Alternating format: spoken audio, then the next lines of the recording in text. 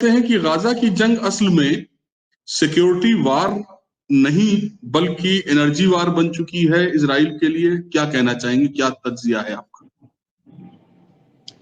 देखिए, पहले जब आज से 6 महीना पहले जब जंग इस हालात पे थी, यानी ईरान के हमले से पहले जी लोगों को ये लग रहा था कि हमास को हटा करके हम फिलिस्तीन पर कब्जा कर लेंगे। लोगों को ये उम्मीद नहीं थी कि ईरान इतना आगे बढ़ करके मदद करेगा फिलिस्तीन की। तब लोग दुनिया के सामने फिलिस्तीन के हमदर्द बन के आते थे कि हम फिलिस्तीन में मस्जिद बनाएंगे, हम मदरसा बनाएंगे, हम स्कूल बनाएंगे, हम मस्जिद अस्पताल बनाएंगे। तब उन लोगों को ये उम्मीद थी कि शायद हमास को हम मना लें और वहां फिलिस्तीन पर हम कब्जा करके अपना ये सारा चीज करेंगे और फिलिस्तीन के लोग मान भी जाएंगे। लेकिन उसके बाद जिस तरह से ईरान ने जब हमला किया और 12 दिन की जंग में इजराइल का जो हाल हुआ, दुनिया ने उसको देखा और उसके बाद सबने ये समझ लिया कि ईरान अपनी आप को मिटाने के लिए तैयार है फिलिस्तीन के लिए।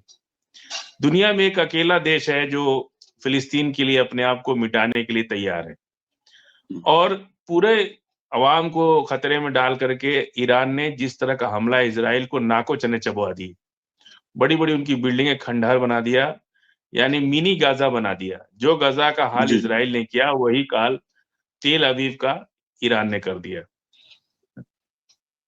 उसके बाद से अमेरिका और तमाम लोग मिलकर सुलह समझौता वाली बात कर रहे थे, लेकिन सुलह समझौता के बाद एक ही बात निकल के आती थी कि आप लोग गजा खाली कर दीजिए, हम लोग गजा को बनाएंगे। अरे भाई, किसके लिए बनाओगे? गजा के लोगों को खाली करा करके बनाओगे या गजा के लोगों के लिए बनाओगे? फिलिस्तीन के लिए बनाओगे या फिलिस्तीन में दूसरे यहूदी सेटलर्स के लिए बनाओगे या अमेरिकन के लिए बनाओगे? और फिलिस्तीन के लोग कहाँ जाएंगे? धीरे धीरे अब सबके चेहरे बेनकाब हो चुके हैं, चाहे कतर हो, चाहे अरब हो, चाहे मिस्र हो, इजिप्ट हो, चाहे जॉर्डन हो ये सब यूएई खास करके इतना बड़ा इजराइल का दोस्त है कि इंतहा नहीं उसकी।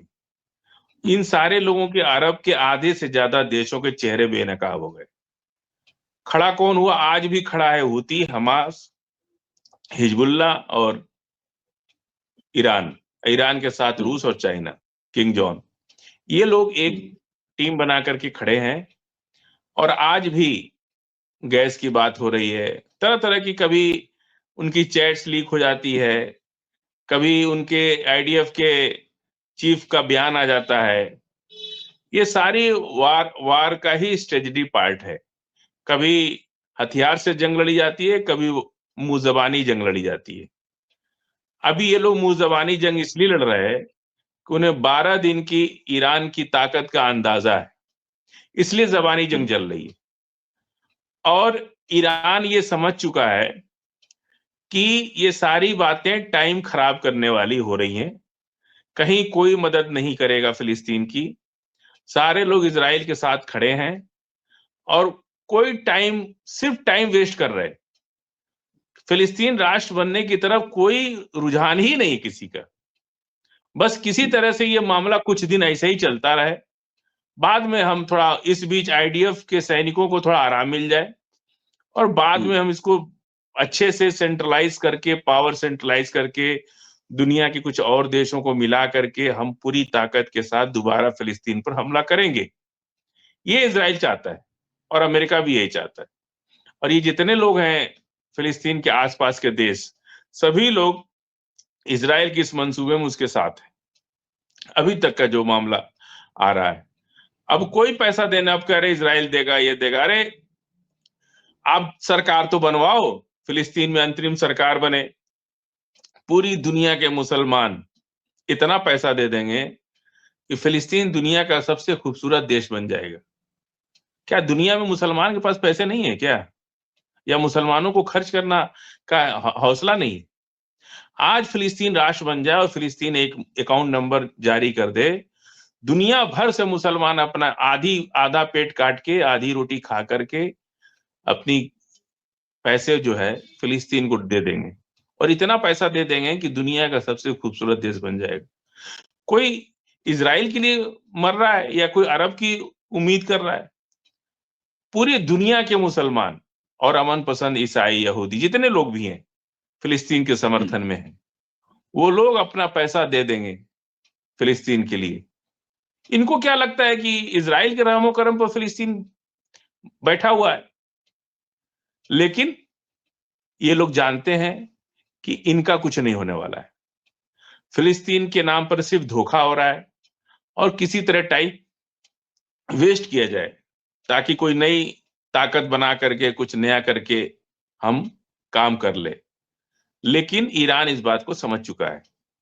बहुत बड़े बड़े जहाज पहुंचे हैं ईरान मिसाइल लेकर के, मिसाइल के रॉ मटेरियल्स लेके चाइना से। इतनी बड़ी तैयारी ईरान कर रहा है कि इजराइल हमला करे या ना करे, अगर फिलिस्तीन राष्ट्र नहीं बना, ईरान खुद हमला करेगा इजराइल के ऊपर और इस बात को तय करेगा। और अगर इस बार हमला हुआ तो न तो अमेरिका बचा पाएगा, न इजराइल खुद अपने आप को बचा पाएगा।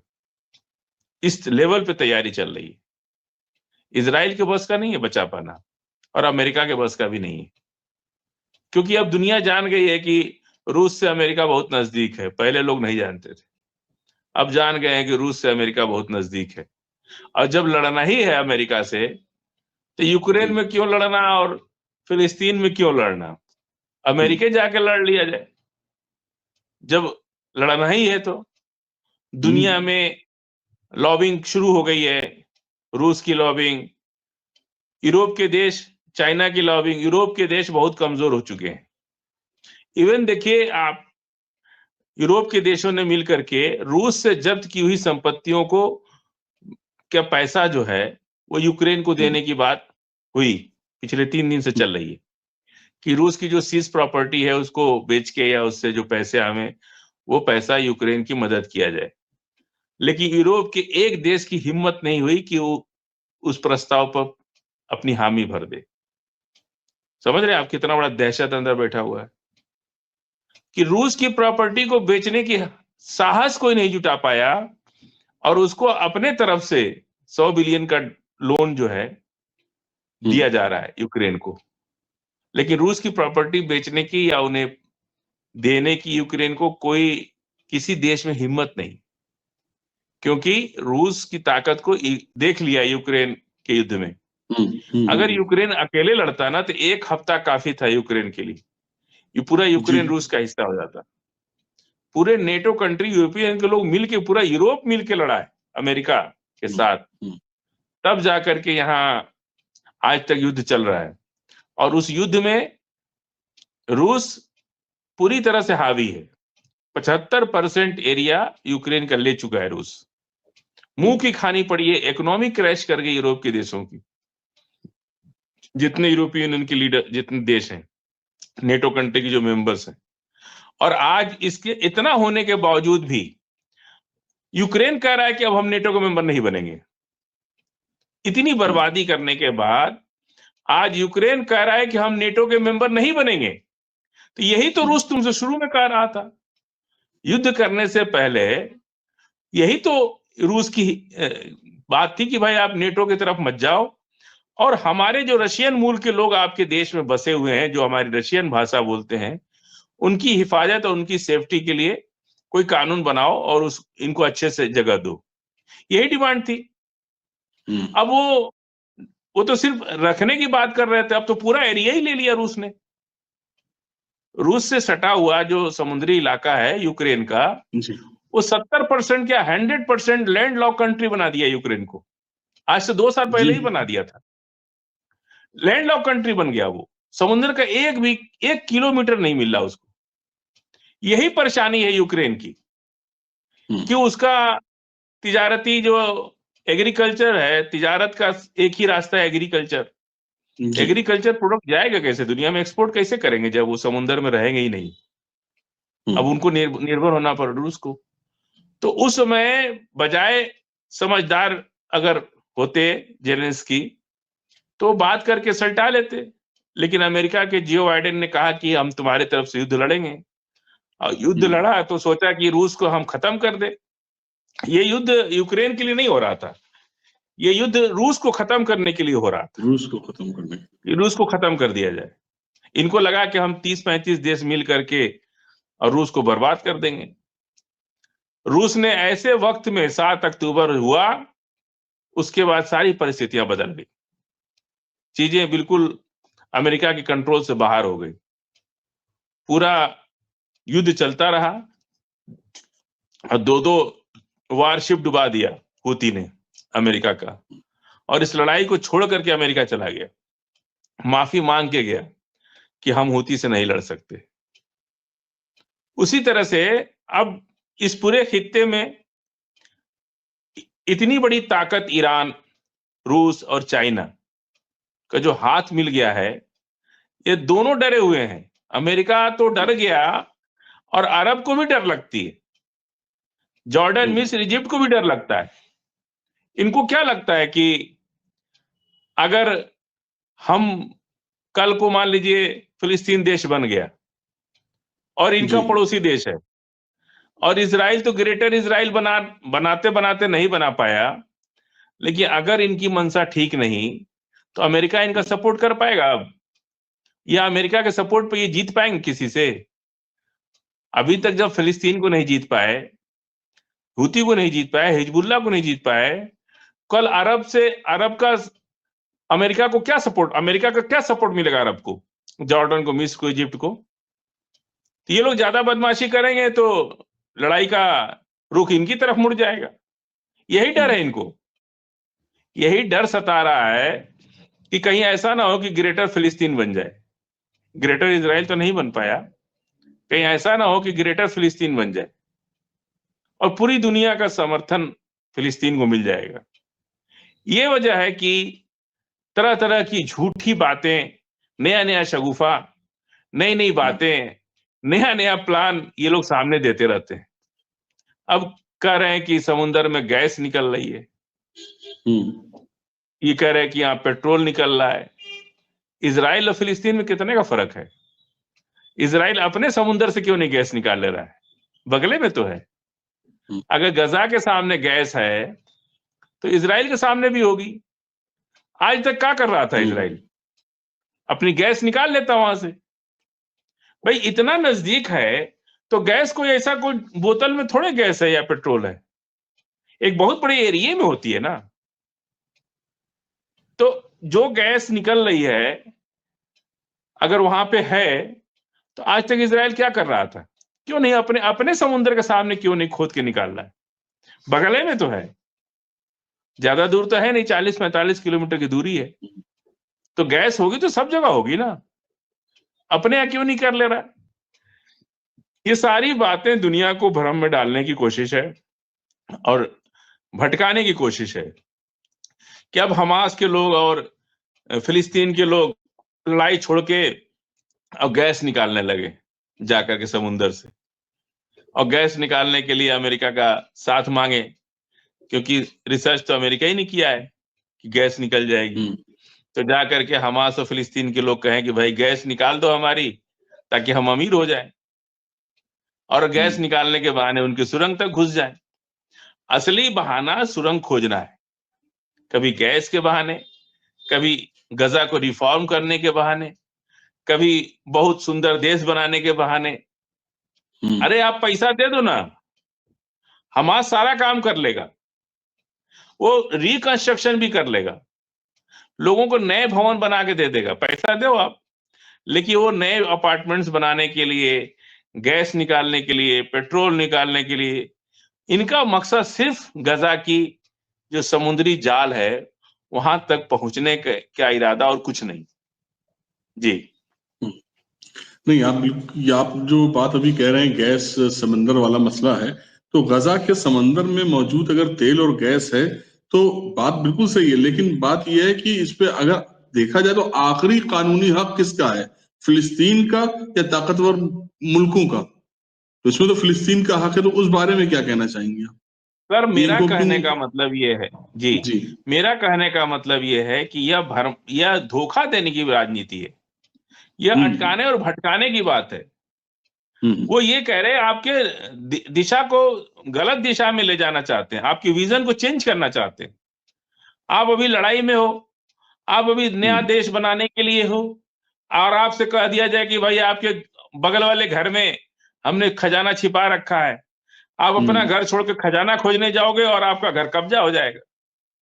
समझे मेरी बात? आपके दिमाग को हम डाइवर्ट कर दें कि पड़ोसी के जी। घर में मैंने एक खजाना छिपा रखा है, आप चले गए खजाना लेने और हम हाँ, आपके तो घर घर पर चला कब्जा गया। कर ली। और जब लौट के आए तो कहे भाई खजाना तो मिला नहीं, कह रहा कि अब बाय बाय, अब कुछ नहीं होगा, जो हो गया हो गया। अब नहीं मिला तो कोई ले गया होगा, हमसे क्या मतलब, हम तो अपना काम कर लिए ना। पॉलिटिक्स है ये, पॉलिटिक्स से। कुछ भी नहीं। अभी अभी वहां गैस का मसला है क्या? किसको गैस चाहिए? गैस किसको चाहिए? कौन मांग रहा है गैस? अमेरिका के पास गैस की कमी है? क्यों गैस खोजा जा रहा है? आप सिर्फ फिलिस्तीनियों को यह दिखाना कि अगर हमास हट जाएगा या अमेरिका आ जाएगा, इजराइल आ जाएगा, तो गैस के मालिक हो जाएंगे, हम लोग अमीर हो जाएंगे। जबकि वहां गैस हो या ना हो अलग बात है। तो इजराइल क्यों नहीं अपने सामने खुदवा के गैस निकाल ले रहा है? बगले में तो है, गजा के बगल में ही तो इजराइल है, ज्यादा दूर तो है नहीं। बिल्कुल। अगर गैस होगी तो वहां भी निकल जाएगी। कोई खजाना छिपा है तो वो वहां भी होगा कुछ। और अमेरिका के पास एक टेक्नोलॉजी, स्पेस टेक्नोलॉजी है।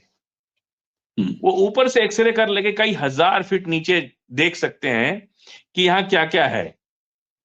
वो ले आके देख ले अमेरिका।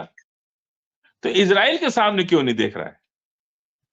इजराइल के अंदर के खजाने को क्यों नहीं देख रहा है? वो क्यों फिलिस्तीन के अंदर के खजाने को देख रहा है? ये बात है जी। अभी बात आप जो कह रहे थे सेटलर्स के लिए, तो उसी सिलसिले में एक सवाल ये भी आ गया कि सेटलर्स को बसाने के लिए जो टेम्परेरी हाउसिंग सिस्टम चल रहा है, क्या ये टेम्परेरी रहेगा या अस्थायी रूप से कहा जाए कि कब्जे की शुरुआत हो रही है? देखिए, जो वेस्ट बैंक फिलिस्तीन के अंदर जितने यहूदी सेटलर्स रहते हैं, वहां एक नियम है, उनकी छत रेड कलर की होती है। समझ रहे हैं? ये पहचान है उनकी। एक भी बम जी। यहूदी के घर पे नहीं गिरा, इतने बम्बार्टमेंट करने के बाद भी।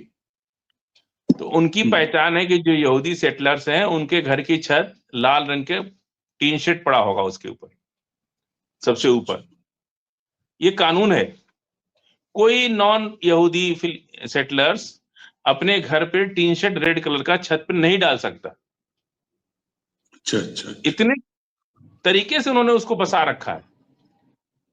तो उनकी जो छत लाल है, चाहे वो टीन शेड डालें या लाल जैसे भी कर दें, ऊपर से अगर कोई देखेगा तो उसको लाल छतरी दिखेगी तो समझ जाएगा कि यहूदी सेटलर्स का घर है। बाकी के लिए नहीं है। बाकी के लिए नहीं है, चाहे ईसाई हो चाहे यहूदी हो, किसी के लिए भी नहीं। जो यहूदी सेटलर्स है उनकी छत लाल होती है, ये कानून है वहां पे। तो अब जब फिलिस्तीन अलग देश बन जाएगा तो वो माइनॉरिटी में हो जाएंगे वहां पे। अभी वो माइनॉरिटी में होके मेजॉरिटी से ज्यादा पावर रखते हैं। अभी तो उनके ऊपर इजराइल का ताकत है जो सर चढ़ के बोलती है। वहां एक एक परिवार 100 परिवार पे हावी है। तो अभी जो बातें हो रही हैं वो यही हो रही हैं कि यहूदी सेटलर्स की बात हो रही है उनकी। अरे भाई, जब फिलिस्तीन राष्ट्र बनेगा तो वो वहीं रहेंगे, लेकिन फिलिस्तीन के नागरिक रहेंगे। अगर रहना है तो फिलिस्तीन के नागरिक बन के रहो, नहीं तो अपना चले जाओ इजराइल। लेकिन इन सारी बातों में अभी ईरान ने अपनी तैयारी शुरू कर दी है। और अगर ये नहीं मानते हैं या अंतरिम सरकार नहीं बनने देना चाहते, तो युद्ध की तैयारी शुरू हो चुकी है। बहुत जल्दी युद्ध होगा। अगर इजराइल नहीं पहल करेगा तो ईरान पहल करेगा। क्योंकि ईरान ने आज भी कह दिया है कि फिलिस्तीन राष्ट्र बनने से पहले कोई बात नहीं हो सकती। पहले आप फिलिस्तीन को राष्ट्र मानो, वहां अंतरिम सरकार बनने दो, उसके बाद आपकी बात मानी जाएगी, सुन ली जाएगी क्या आप चाहते हैं। अब वो कहेंगे कि भाई हमको फिलिस्तीन छोड़ दो, हम ये कर देंगे, हम इसको दुनिया का कैलिफोर्निया जैसा शहर बना देंगे गजा को। लेकिन रहेगा तो वो आपके अधीन ही ना। तो फिर इतनी लड़ाई की हुई क्यों? यही बात है जी। अभी एक इवेंट हुआ था, rising the flag of Gaza करके, सरहद पे हुआ था, जितना जो हिस्सा इनके कब्जे में आ रहा है इजराइल के, उस पे। तो क्या सीधी सीधी मतलब ये बात की जाए कि फिलिस्तीनी आजादी जो होनी थी उसको खत्म करने की बात, मतलब 2 स्टेट वाली बात जो है वो खत्म हो गई अब, या अभी फिर जारी रहेगी इस पे? नहीं, अभी तो वो है, 2 स्टेट पॉलिसी तो बन चुकी है, यूएन पास कर, एक ही दुनिया में यूएन ही तो है जो पूरी दुनिया को कंट्रोल करता है, उसको तो सब कोई मानता है। तो वो प्रस्ताव अभी तो खत्म नहीं हुआ है और अब तो उसमें लगातार बढ़ोतरी हो रही है। अब तो सिर्फ अमेरिका और इजराइल बच गया, बाकी सबने कह दिया कि हाँ ठीक है, फिलिस्तीन का 2 स्टेट थ्योरी को मान लिया जाए। तो अभी वो प्लान खत्म नहीं हुआ है। अब चलिए। अंतरिम सरकार बनने में क्या प्रॉब्लम आ रही है वो नहीं पता चल रहा है। हाँ, वो अभी जो है इसलिए कहीं भी मामला खुल नहीं पा रहा है। नहीं, इजराइल के जो आईडीएफ है पूरे जी। फिलिस्तीन में फैली हुई है, हम्म। तो जब तक कि वो वहां से हटेंगे नहीं तब तक जो है लीगल प्रॉब्लम बनी रहेगी। उनको वो खाली करना पड़ेगा आईडीएफ को, फिलिस्तीन का एरिया, तब गजा अपने कंट्रोल में फिलिस्तीन को लेगा। अभी अगर गजा कंट्रोल में लेने जाता है तो आईडीएफ के लोग उस पर हमला करते हैं, ये है प्रॉब्लम। अभी जैसे मान लीजिए आप अपने घर को कब्जा लेने जाएं तो गुंडा आदमी कोई रिवॉल्वर लेके बैठ गया, कोई राइफल लेके बैठ गया, तो आप क्या कर लेंगे उसको? आपका कब्जा तो नहीं होगा, आप पेपर लेके घूमते रहिए। ठीक उसी तरह से जब तक ये आईडीएफ वहां है, गजा पूरे फिलिस्तीन को अगर अपने कंट्रोल में तब तक नहीं ले लेगा तब तक गवर्नमेंट बन ही नहीं पाएगी। या तो गवर्नमेंट बने और आईडीएफ के लोगों को अरेस्ट कर लिया जाए कि ठीक है साहब, नहीं खाली करोगे तो हम आपको अरेस्ट कर रहे हैं। अरेस्ट करने में भी फिर लड़ाई होगी तो लोग मरेंगे ही, फिर वो तो लड़ाई हो गई ना सीधे सीधे। अभी रास्ता बिना लड़ाई के होना है, और अगर जंग होनी है तो गजा के अंदर क्यों हो, फिर वो इजराइल के अंदर होगी, इजराइल टू ईरान होगी। क्योंकि अगर इजराइल टू ईरान होगी तो वो इजरायली नागरिक मरेंगे ना। अगर वो जंग आईडीएफ के थ्रू अगर होती है गजा के अंदर या फिलिस्तीन के अंदर, तो दोनों तरफ से गोलीबारी होगी तो उसमें एक तरफ आईडीएफ भी मरेगी तो दूसरी तरफ गजा के लोग मरेंगे, हमास के लोग भी मरेंगे, हमास सही के बात लोग मरेंगे, गजा के लोग मरेंगे, वेस्ट बैंक के लोग मरेंगे। इसलिए अभी यहाँ युद्ध की बात नहीं हो रही है। युद्ध होना है तो इजराइल टू ईरान होना है, और पूरा बैक सपोर्ट दुनिया ने देख लिया कि शिप लेकर के उनको, उनके पास मिसाइल आई है, ईरान का पूरा हाथ है, ईरान टू अमेरिका ये लड़ाई होगी। इजराइल अमेरिका की तरफ रहेगा, ईरान चाइना की तरफ रहेगा। अब ये 2 भाग में बढ़ चुका है, इसलिए ये अब लड़ाई बहुत जल्दी शुरू हो जाएगी और बहुत लेवल तक जाएगी लड़ाई। ये अंतिम परिणाम देगी ये लड़ाई, और अंतिम लड़ाई भी होगी इस खित्ते की। जी। हाँ, जाहिर सी बात है, क्योंकि होना भी लाजमी है, बल्कि आप ही अक्सर कहते हैं कि कभी कभी लड़ाई भी जो है एक फैसले कुन होनी चाहिए और तभी जाके मसला का हल निकल पाएगा। नहीं, बहरहाल थोड़ा लड़ाई सा से ही रुक कर। फैसला होता है, लड़ाई जी से जी। ही फैसला होता है। कभी कहते हैं ना, हमारे यहाँ यूपी में कहावत है कि लात के भूत बात से नहीं मानते। हम्म। जिसको जो लात के भूत होते हैं वो बात से नहीं हम्म। मानते, वो लात से ही मानते हैं। इजराइल भी वही है, उसको समझ वो तब तक नहीं मानेगा जब तक ईरान अपनी पूरी ताकत न लगा दे, हम्म। और फिलिस्तीन को तो देश बनना ही बनना है। जी। हाँ, इसके लिए तो सारे लोग एक तरफ खड़े हुए हैं, लेकिन बहरहाल अब थोड़ा सा रुक करते हैं सीरिया की तरफ। आज एक बड़ी खबर, अमेरिका और जॉर्डन दोनों ने मिलकर एक सीरिया के 70 जगहों पे हमला किया, जहां उन्होंने कहा आईएस के जो है आतंकवादी छुपे हुए थे। तो क्या पूरा रीजन दोबारा आग आग में झोंका जा रहा है? क्या कहना चाहेंगे इसको, क्योंकि अभी। नहीं, वो तो अलशुरा निशाने पे हैं, ये जान लीजिए आप। हम्म। वो माहौल बनाया जा रहा है अलशुरा को निपटाने के लिए। हम्म। ये अलशुरा को निपटाने के लिए माहौल बनाया जा रहा है, क्योंकि अलशुरा से इन लोग को हो गया धोखा। अब ये माहौल बनाया जा रहा है कि आईएसआईएस के खोजने में आम सीरिया नागरिक मारे जाएंगे, और धीरे धीरे लड़ाई इस लेवल पे पहुंच जाएगी कि उनकी लड़ाई का रुख अलशुरा तक हो जाए। वो अलशुरा को निपटाना चाहते हैं, और अलशुरा के निपटने तक ये माहौल बन सकता है और नहीं भी बन सकता है। हो सकता है कि इसे चाइना, रूस और ईरान मिल के कंट्रोल कर ले, कोई बहुत बड़ी बात नहीं है, क्योंकि ये तो थोड़े से लोग जा करके वहां पे कुछ इस तरह की हरकत कर रहे हैं, तो वो लोग अपना उसको कंट्रोल भी कर लेंगे। पहले भी एक बार कंट्रोल कर चुके हैं, जब अलशुरा को मारने की पूरी तैयारी हो चुकी थी और अलशुरा टर्की में जाके बैठ गए। अभी देखिए इस इलाके में एक नया डेवलपमेंट हो रहा है बहुत तेजी के साथ। टर्की से इजराइल का कॉन्फ्लिक्ट बहुत तेज हो रहा है। टर्की भी अब इस लड़ाई में पूरी तरह से कूदना है, क्योंकि इसमें साइप्रस, इजराइल और एक दो कंट्री और अरब का भी नाम आ रहा है। ये लोग मिलकर के, अगर टर्की ने मेडिटेरियन सी को लॉक कर दिया, जो ताकत टर्की के पास है, लाल सागर तो इनके लिए लॉक है, लाल सागर से तो कुछ जा नहीं रहा है। अब मेडिटेरियन सी से ही सारा सामान इजराइल पहुंच रहा है।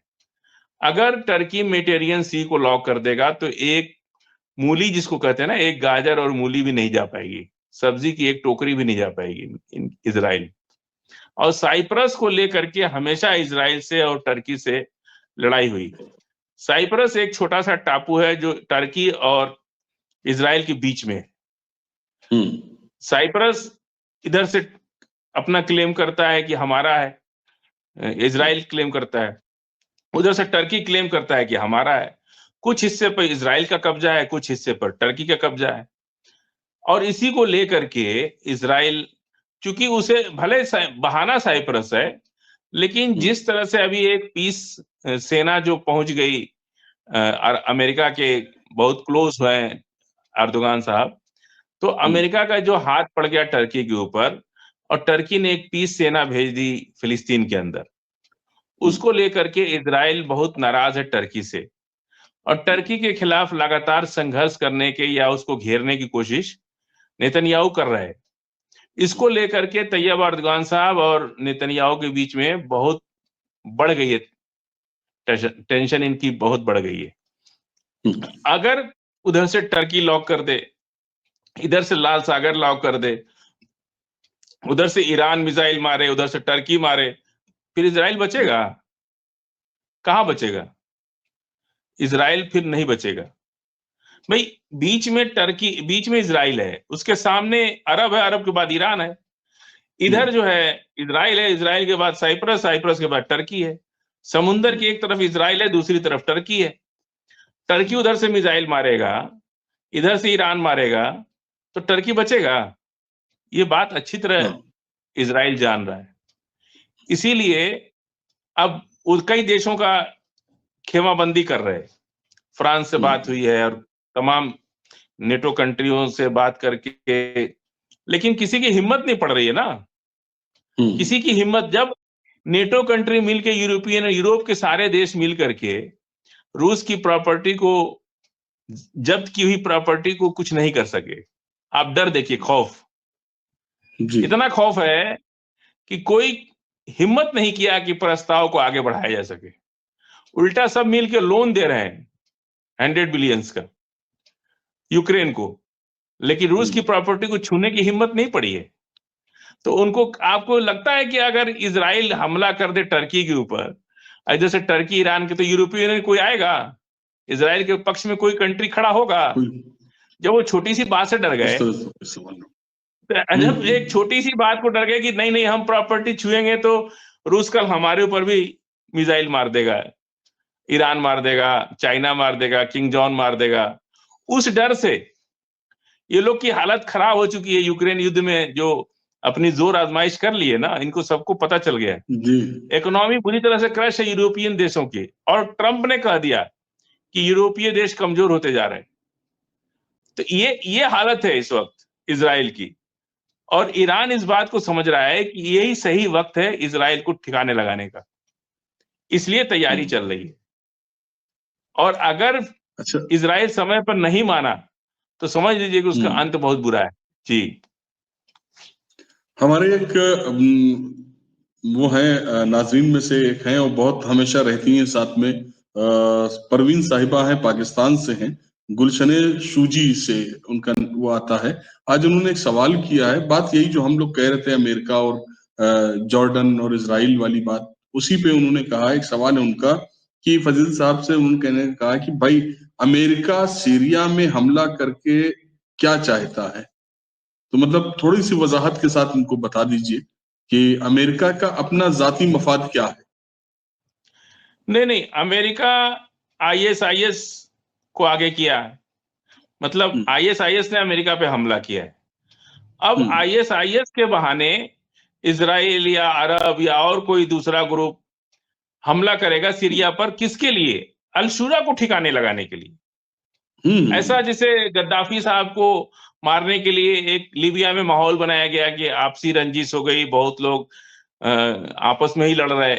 इसी तरह का माहौल अब सीरिया में बनाने की कोशिश पिछले 6 महीने से चल रही। एक बार अल-शुरा बच गए, उनको टर्की लेके चला गया, तो मामला अगले ही दिन शांत हो गया। अमेरिका सामने आके नहीं करेगा सीरिया, क्योंकि अमेरिका तो बोला है कि गोलान हाइट्स सीरिया का हिस्सा है। जब अमेरिका ने कह दिया कि गोलान हाइट्स सीरिया का हिस्सा है, इस पर नेतन्याहू भड़क गए। तो वो सीरिया पर हमला करेगा तो दुनिया में क्या मुंह दिखाएगा? आईएसआईएस के ऊपर एलिगेशन लगा करके ये सीरिया में डिस्टरबेंस पैदा करके अल-शुरा तक पहुंचना चाहते हैं। ये है मसला। जी, मतलब जिस तरह से ओसामा बिन लादेन वाला किस्सा था, वो अब आईएसआईएस के साथ हो रहा है। कुल मिला के मसला यही है बस। हाँ, लीबिया के गद्दाफी साहब को भी कह सकते हैं। हाँ, उसमें भी कह लीबिया के सकते हैं। गद्दाफी साहब को कोई अमेरिका ने थोड़े मारा था, लेकिन जब मरा तो अमेरिका ने श्रेय ले लिया उसका कि हमने मरवा दिया। चलिए, बहरहाल मैं रुजू करता हूं अपने